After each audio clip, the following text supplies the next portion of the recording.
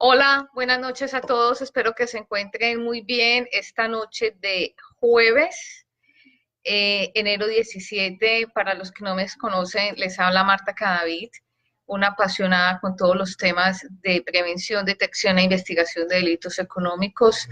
Y aquí, como cada semana, entregándoles tips para ayudarlos a prevenir y, si es posible, a detectar aquellas conductas antiéticas, sean a nivel personal o también a nivel empresarial.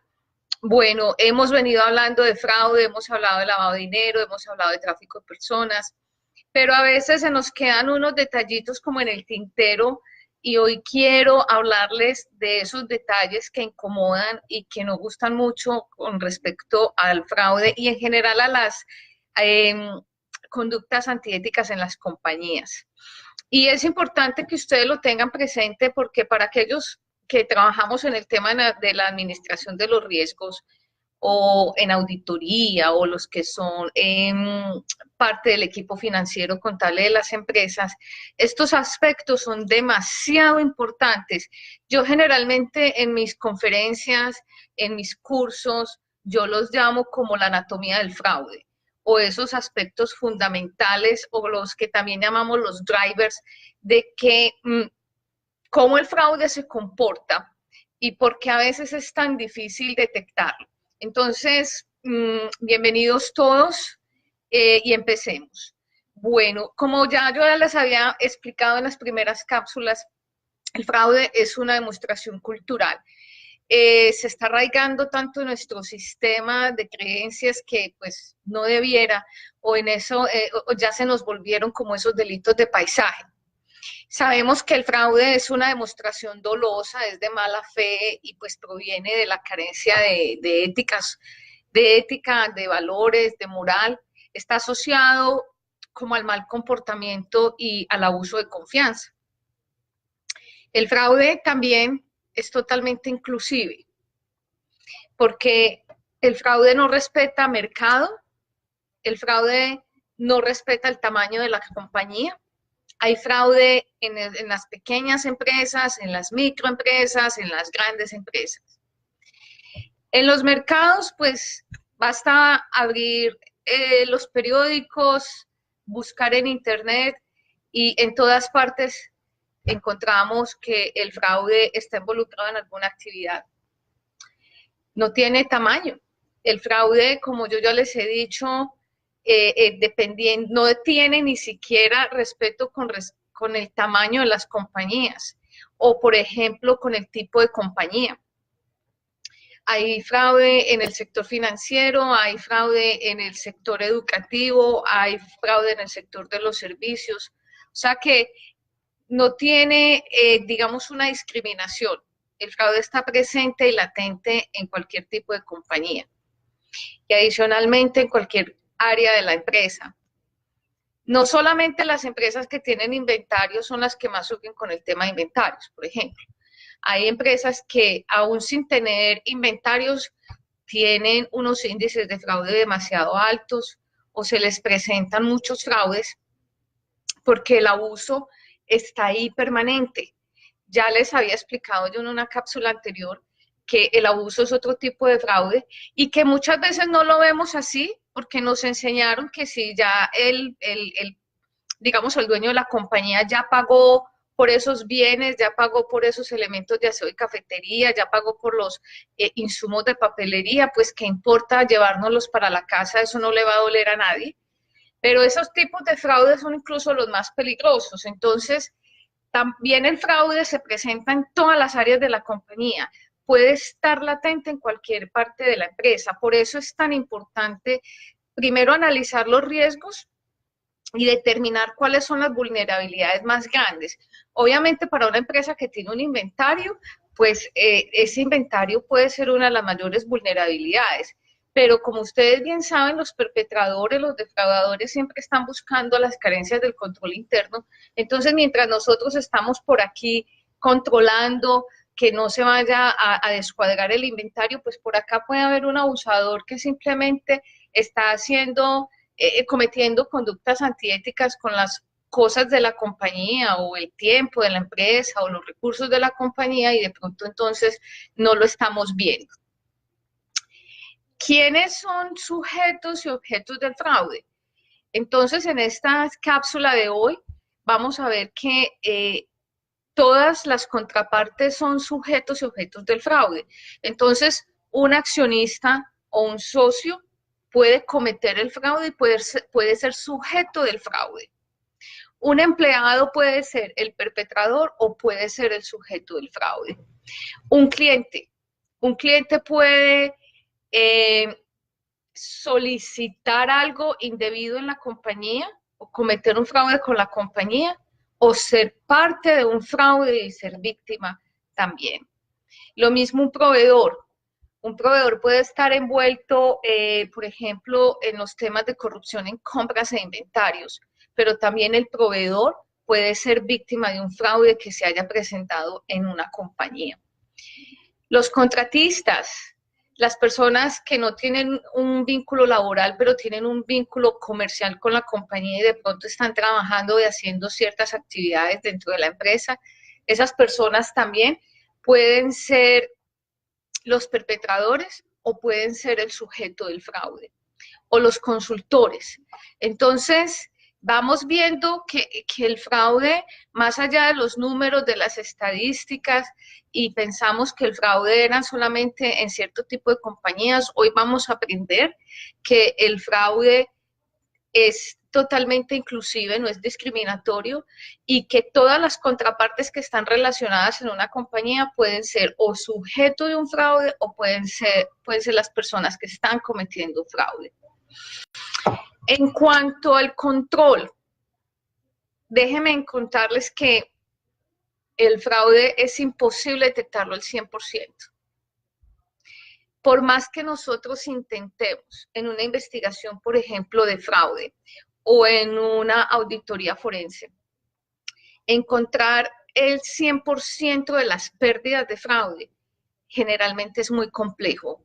Primero porque, por ejemplo, en una auditoría forense el tiempo es limitado, digamos que es el enemigo número uno. En una auditoría forense nosotros no nos podemos expandir hasta encontrar el último peso de ese fraude. Adicionalmente, si es una auditoría de fraudes, es muy posiblemente que la persona que cometió los fraudes ya ha venido abusando de la compañía. Entonces puede que el fraude, digamos que el descuadre de los $14,000 se presentó en la caja hoy, pero muy seguramente hace 2 años o hace 1 año o quién sabe hace cuántos meses, esa persona ya venía jineteando la caja. Y pues infortunadamente hoy se hizo un cuadre de caja o alguien se quejó por un descuadre y se hizo el cuadre, el arqueo de esa caja y encontraron un faltante de $14,000. Entonces en ese momento esa es la pérdida, pero eso no indica que la persona no venía haciendo o cometiendo otras actividades antiéticas, como por ejemplo es el jineteo. Y es muy común ver que las personas cuando no tienen, por ejemplo, dinero para pagar los transportes, pagar los servicios públicos, pero esas personas tienen acceso a recursos de la compañía como las cajas menores o las cajas chicas, o por ejemplo las personas reciben dinero de los clientes. Entonces esas personas ven que esos recursos están ahí disponibles y pues entonces los toman y luego los pagan cuando reciban la nómina, cuando reciban el salario. Para esas personas eso es un préstamo. Ellas consideran que nunca están cometiendo un fraude porque están pagando. Pero llega un momento que esa bola de nieve que empieza pequeñita, que empieza con $50, con $20, después van 100, después van 200 y en un momento determinado se vuelve tan grande que ya ni siquiera el salario del mes les alcanza para pagar. Entonces, ahí es donde nosotros tenemos que determinar hasta dónde vamos a investigar, hasta dónde vamos a ir, porque posiblemente esos $20, $25 que empezaron hace 1 año, pues no lo vamos a recuperar, va a ser muy difícil. Entonces, detectar el fraude al 100% es casi imposible. El fraude no desaparece. Cuando nosotros hacemos la administración de riesgos, el estudio o la evaluación de riesgos, que también la llamamos el Risk Assessment, nosotros encontramos que hay un riesgo residual, que por más que nosotros queramos hacer la cobertura de todos esos riesgos, siempre, siempre va a haber un riesgo residual. Y es porque nosotros en auditoría manejamos algo que es el costo-beneficio. A veces hacerle el control a ese riesgo residual es muchísimo más costoso que la misma pérdida que eso genera. Entonces, los que trabajamos en todos los temas de evaluación de riesgos, en los temas de auditoría, nosotros sabemos que cubrir esos riesgos que ya son residuales, que son inherentes, va a ser muchísimo más complejo, más costoso, entonces no llega un límite que asumimos ese riesgo, decimos, ok, asumimos ese riesgo y calculamos, vamos a monitorear que en caso de que haya una pérdida, esa pérdida no vaya a ser de tanto. Entonces, el riesgo de fraude nunca va a desaparecer. Vimos en una cápsula anterior que el fraude no tiene tamaño. Recuerden, a veces yo soy muy clara o demasiado, ¿qué puedo decir? Sí, muy clara con mis ejemplos, pero en el tema del fraude, ¿estamos embarazados o no estamos embarazados? Traigo este tema porque generalmente la gente piensa que el fraude tiene tamaño. No, el fraude es fraude, y lo que tiene tamaño son las pérdidas. Lo que se calcula en las pérdidas, a eso es lo que vamos a llamar, si es una pérdida grande, dependiendo de cuántos millones, pero es fraude el abuso que se está cometiendo dentro de la compañía por una persona que está utilizando el tiempo de sus labores haciendo otras actividades personales o utilizando el carro de la empresa para hacer diligencias personales sin autorización. Como es fraude, lo que ya vimos anteriormente, el fraude de cuello blanco, de las personas que intentan desfalcar la compañía con grandes sumas de dinero. Entonces, el fraude no tiene tamaño. El tiempo de detección de un fraude varía mucho, pero digamos que en el promedio va entre 18 y 24 meses. Increíble. 18 a 24 meses. Este es el gap de tiempo en el que una persona empieza a abusar de la compañía, a usar los recursos, a llevarse los recursos de la empresa, hasta el momento que el fraude es detectado. Ni siquiera totalmente investigado, detectado. Pueden pasar 18 meses. Generalmente esos 18 meses son para temas de abuso y temas, digamos, de fraudes donde los impactos son más pequeños. Entonces estamos hablando, por ejemplo, las personas que jinetean las cajas menores. Generalmente en ese lapso de 18 meses se puede encontrar ese tipo de fraude. Si vamos a hablar de ya un fraude de cuello azul, recuerde que también hablamos de eso, donde hay, digamos, una mayor elaboración del fraude, donde hay una estructura para poder cometer ese fraude. Ahí vamos a hablar de que se puede descubrir en 36 meses. Y vamos a hablar de cuello blanco, fraude de cuello blanco, pueden ser hasta 5 años para detectar los fraudes. Recuerden que en ese fraude de cuello blanco generalmente están inmersos los estados financieros, el maquillaje contable, la manipulación de estados financieros, y en ese tiempo de 5 años es donde se va cocinando todo este tema fraudulento para poder mostrar una imagen diferente de la compañía. Entonces, en estos fraudes que son muchísimos más elaborados, donde ya se requiere casi que un equipo técnico, incluso abogados, contadores, expertos en impuestos, de cómo mover los dineros a sitios como paraísos fiscales, de los entramados empresariales. Generalmente esto puede durar hasta 5 años. El tiempo para encontrar este tipo de fraudes es hasta de 5 años. La proporcionalidad del fraude es bien interesante porque pensábamos que si era una empresa pequeña, las pérdidas iban a ser pequeñas, las pérdidas relacionadas con fraude. pero infortunadamente no. El tamaño de las empresas nada tiene que ver con el tamaño en las pérdidas o el impacto de las pérdidas económicas de un fraude. La proporcionalidad se da es en la carencia de controles. A menores controles, mayor va a ser el impacto de las pérdidas. No importa qué tan grande o qué tan pequeña sea la compañía. Por ejemplo, una empresa pequeña puede tener muy buenos controles, manejar un riesgo residual prudente, entonces las pérdidas van a ser pequeñas, no van a ser van a ser unas pérdidas que son manejadas por la compañía. Como pueden haber compañías pequeñas con carencias de controles donde de pronto no son conscientes sus administradores o su junta directiva y no tienen un plan de prevención y detección de fraudes y pueden cometerse un fraude donde las pérdidas o el impacto económico sea devastador y puede incluso acabar con la compañía. Entonces aquí quiero ser clara, la proporcionalidad del fraude no nada tiene que ver con el tamaño, es más bien con la carencia de controles. Claro está que cuando usted tiene una empresa donde tiene 10, 12, 15 personas dentro de su nómina, pues tiene unos controles asociados a esas 12, 15 personas. Pero si esa empresa crece y ya son 100 empleados, 200 empleados, usted no puede tener los mismos controles en place, usted no puede tener los mismos controles asociados a esas 12 personas para administrar 100, 200 personas. Entonces, a mayor crecimiento de la compañía, adivinen qué tiene que pasar, los controles se tienen que mejorar. Por eso el tema de administración de control y la evaluación de los riesgos es un tema de todos los días.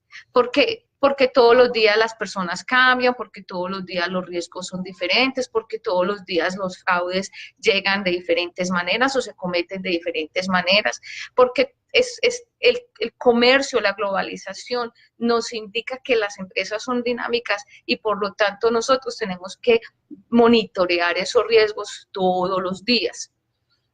Y el último punto que les traigo para hoy es acerca de la posición del perpetrador.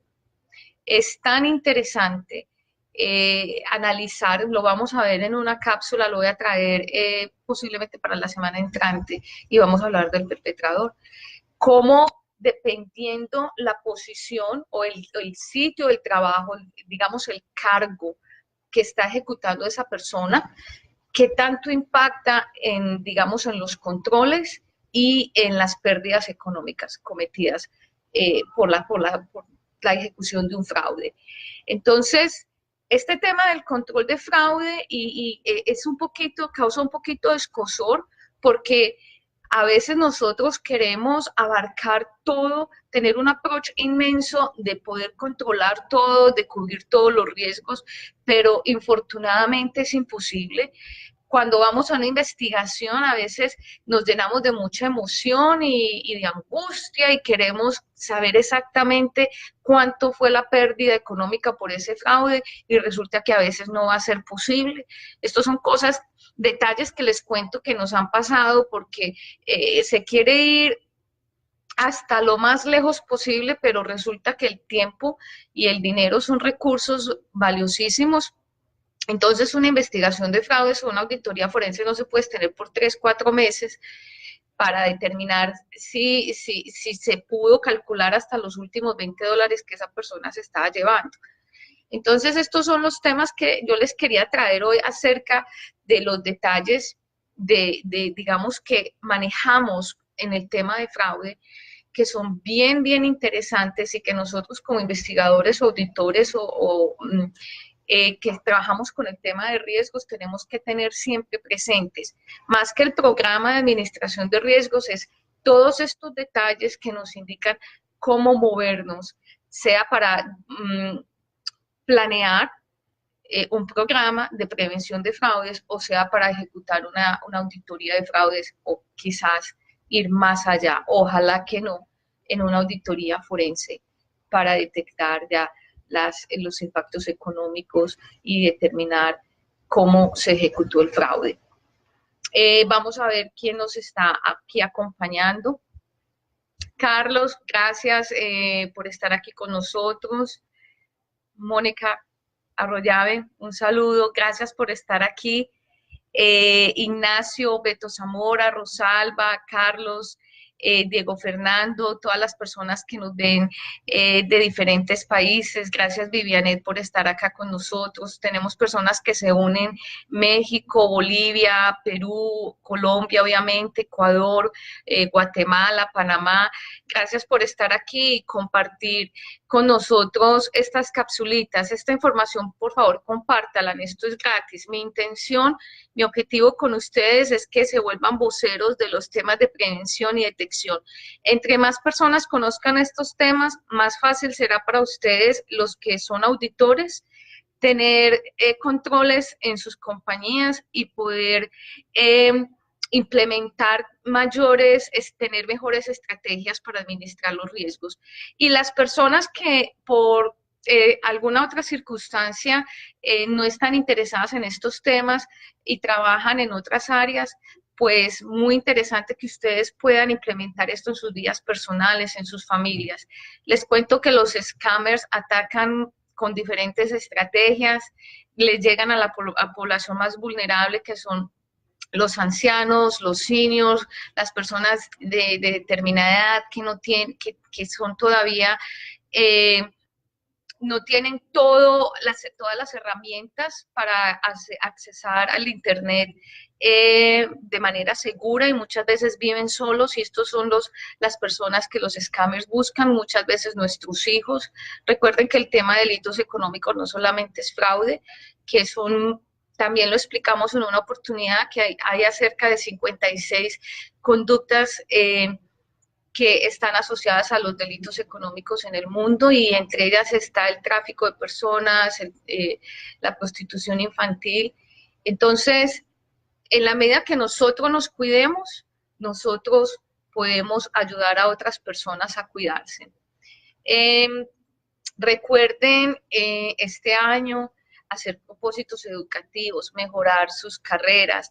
Yo tengo aquí entre ojo y ojo un tema súper que es cómo agregar valor en todo lo que nosotros hacemos, que así seamos profesionales como auditores, administradores de riesgos, médicos, abogados, revisores fiscales, cómo vamos a añadir valor en todas nuestras actividades profesionales y ojalá personales.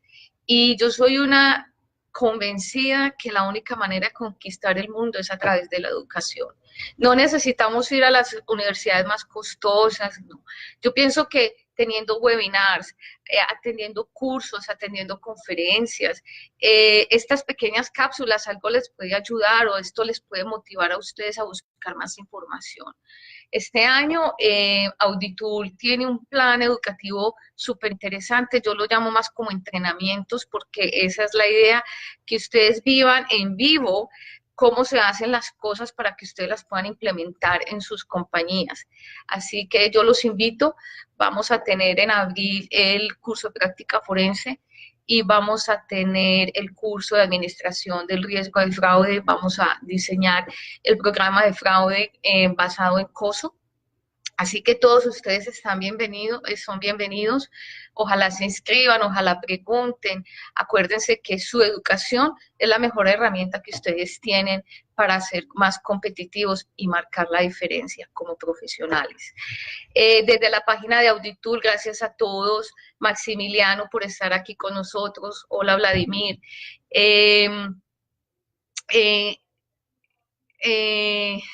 Ok, vamos a hablar de conciliaciones bancarias. Sí, podemos traer, yo les sugiero que traigan temas que podamos conversar acá en más o menos 25 minutos, de darles tips cómo se pueden encontrar dificultades en las conciliaciones bancarias. Carolina, gracias por estar aquí. Kerwin, desde Honduras. Y Kerwin tiene una pregunta acerca de empresas agrícolas. Vamos a tratar de tener cada semana algo diferente para ustedes, para ayudarlos. Y pues voy a tomar nota de los comentarios para tenerlos presentes en los temas. Esto son 52 semanas al año, son 52 cápsulas. Les cuento que empecé a hacer una lista la semana pasada mientras estaba en la oficina y llené toda una hoja y yo dije, Dios mío, me van a faltar días.